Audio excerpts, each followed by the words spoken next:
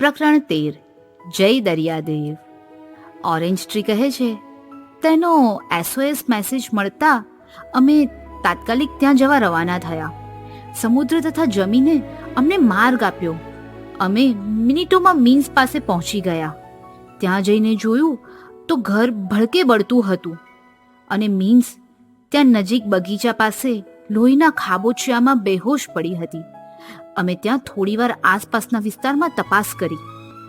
થોડીવાર પછી કેટલાક ગામવાળાને જોયા તે આ તરફ આવતા હતા અને તું ક્યાંય દેખાતો ન હતો. આથી અમે ફટાફટ મીન્સને લઈને ત્યાંથી ચાલી આવ્યા અને અહીં આવીને તેની તાત્કાલિક સારવાર કરવા માંડી. જેમ જેમ સમય પસાર થતો ગયો તેમ તેમ તેના શરીરના ઘા તો રૂઝાઈ ગયા, પણ માનસિક જખમ ન રૂઝાયા. એ ક્યારેય કંઈ પણ બોલતી નહીં, બસ મળદાની જેમ આખો દિવસ પડી રહે. તેને અમે ધરાર ઊભી થઈને ખવડાવતા, એ આશા સાથે કે એક દિવસ કંઈક સારા સમાચાર મળશે. અમારી પાસે નીમ ટ્રીના એક પણ જાદુઈ પાંદડા ન બચ્યા હતા. અમે કરીએ તો શું કરીએ, ક્યાં જઈએ, કોની મદદ લઈએ? એટલે બસ રાહ જોયા સિવાય અમારી પાસે કોઈ રસ્તો ન હતો. અને આજે જો તું આવી ગયો એટલે અમારી મીન્સ પણ આઘાતમાંથી બહાર આવી ગઈ. હવે ધીરે ધીરે બધું સારું જ થઈ જશે. મીન્સ, બિન્ની અને મિસ્ટર જેબી એકબીજાને ભેટે છે. બધાની આંખ લાગણીઓથી ભરાઈ જાય છે. એટલામાં જ હેલિકોપ્ટરનો અવાજ સંભળાય છે. મિસ્ટર જેબી દોડીને બહાર જાય છે અને એ જોવે છે કે ગુંડાના માણસો બધા વારાફરતી નીચે ઉતરી રહ્યા છે અને એની સાથે મોટી સંખ્યામાં લીલી, સૂર્યમુખી અને કેક્ટસ દોરી વડે નીચે ઉતરી રહ્યા છે. દરેક ફ્લાવર્સ શસ્ત્રો વડે સજ્જ છે. તેમની પાસે AK-47 અને ગ્રેનેડ્સ છે. મિસ્ટર જેબી કહે છે, ઓ નો, આ શું? કેક્ટાઈ કહે છે, વોટ? અમારા જેવા ફ્લાવર્સની આર્મી? પેક્સ કહે છે, મિસ્ટર જેબી, આ બધું શું છે? મિસ્ટર જેબી કહે છે, ઓ નો, આ લોકોએ તો મારો ફોર્મ્યુલા ચોરીને રોબોટ ફ્લાવર્સ બનાવી દીધા, પણ મારો એક્સપેરિમેન્ટ તો અધૂરો હતો. કેક્ટાઈ કહે છે, લાગે છે કે એમને રાહ નહોતી જોવી.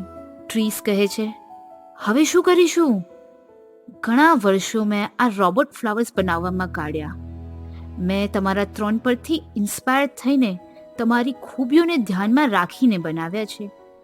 સની કહે છે, તો અમારી કંઈક ખામીઓ પણ હશે ને? મિસ્ટર જેબી કહે છે, યા, ઓફકોર્સ. ચાલો તેમના અધૂરા પ્રયોગને ડૂબાડીએ. ત્યારબાદ મિસ્ટર જેબી બધાને સૂચના આપે છે કે આ ફ્લાવર્સને હજી પાણીમાં એક્સપેરિમેન્ટ કરવાના બાકી હતા.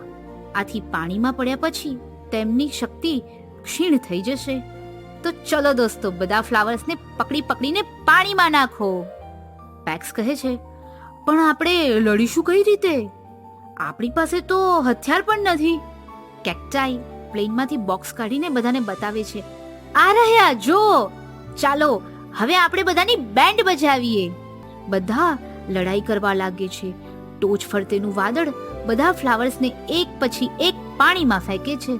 જ્યારે છેલ્લા ફ્લાવરને ઉંચકીને પાણીમાં ફેંકે છે ત્યારે બધા પોતાની જીત માટે ખુશીથી યાહૂ, જીતી ગયા એવી બૂમ પાડે છે. પણ એટલામાં જ આખું વાતાવરણ હેલિકોપ્ટર્સના અવાજથી ધમધમી ઉઠે છે. બધા આંખો ફાડીને જોઈ રહે છે. કોઈને પોતાની આંખ પર ભરોસો થતો નથી. લાખોની સંખ્યામાં ફ્લાવર્સ આર્મી તેમના તરફ ધસી આવતા દેખાય છે. કેક્ટાઈ કહે છે, માસ્ટર, આજે તો મારો યા મરો એવી સ્થિતિ છે. જેબી કહે છે, ના કેક્ટાઈ, આ લોકો આપણા કરતાં ખૂબ મોટી સંખ્યામાં છે અને બીજું, આપણી પાસે હાલ હાજરમાં એટલા હથિયાર પણ નથી. આપણે તેમની સામે નહીં ટકી શકીએ. પેક્સ કહે છે, તો શું આપણે બધા મરી જઈશું? ટ્રીસ કહે છે, ના, અમે એવું નહીં થવા દઈએ. તે બંને મિસ્ટર જેબી ને પોતાની પાસે બોલાવે છે. મિસ્ટર જેબી આનાકાની કરે છે, પણ બંને ટ્રીસ મક્કમ છે. આના સિવાય બીજો કોઈ ઉપાય નથી. મિસ્ટર જેબી દુઃખી હૃદયે બધા પાસે આવે છે અને સનીને પ્લેન પાસે બોલાવે છે. બધાને પ્લેનમાં બેસાડે છે. જલ્દી બેસો બધા. જતા જતા છેલ્લે બંને ટ્રીઝ જેબીને એક પોટલું આપે છે અને બંને જેબીને ભેટે છે. મિસ્ટર જેબી પ્લેનમાં ચડી જાય છે અને દુશ્મનોના હેલિકોપ્ટર્સ આવે ત્યાં સુધીમાં આ લોકોનું પ્લેન હવામાં ઉડી જાય છે. વાદળ તેમને ઢાંકી દે છે અને પેલા હિમ પર્વતને ખુલ્લો મૂકી દે છે. બધા જ હેલિકોપ્ટર્સ એક સાથે તેમના મેદાની પ્રવેશમાં ઉતરે છે. તેમાંથી પેલો બોસ બહાર નીકળે છે અને તેના લોકોને ઓર્ડર્સ આપે છે કે મિસ્ટર જેબી અને તેના મિત્રોને પકડીને મારી પાસે લાવો. મારે તે બધા સાથે જૂનો હિસાબ ચૂકતો કરવાનો છે. આ જ સમયે એપલ ટ્રી, ઓરેન્જ ટ્રી ગુફામાં પ્રકૃતિ સાથે પ્રાર્થના કરતા હોય છે. ટ્રીસ કહે છે, હે દરિયાદેવ, તમે અત્યાર સુધી અમને આ હિમશિલામાં રક્ષણ આપીને અમારા પર અપાર વહાલ અને દયા દર્શાવી, પણ હવે આ કપરા સમયમાં અમારા ભાઈ ભાંડુઓની રક્ષા કાજે તું અમને તારામાં સમાવી લે એવી અમારી તને નમ્ર યાચના છે. અને એ સાથે જ હિમશિલા ધડાકા સાથે દરિયામાં ડૂબી જાય છે. અંદર રહેલા લોકોને બહાર નીકળવાનો મોકો પણ નથી મળતો. હેલિકોપ્ટર સહિત બધાને મહાન સમુદ્ર પોતાનામાં સમાવી લે છે. દરિયો એકદમ શાંત થઈ જાય છે, જાણે ત્યાં પહેલા કશું પણ હતું જ નહીં. પ્લેન વાદળની બહાર નીકળે છે. બધા બહારનું દ્રશ્ય જોઈને ખૂબ દુઃખી થઈ જાય છે. પડવારમાં પ્લેન હવામાં ગાયબ થઈ જાય છે. તો મિત્રો, કેવી લાગી આ વાર્તા?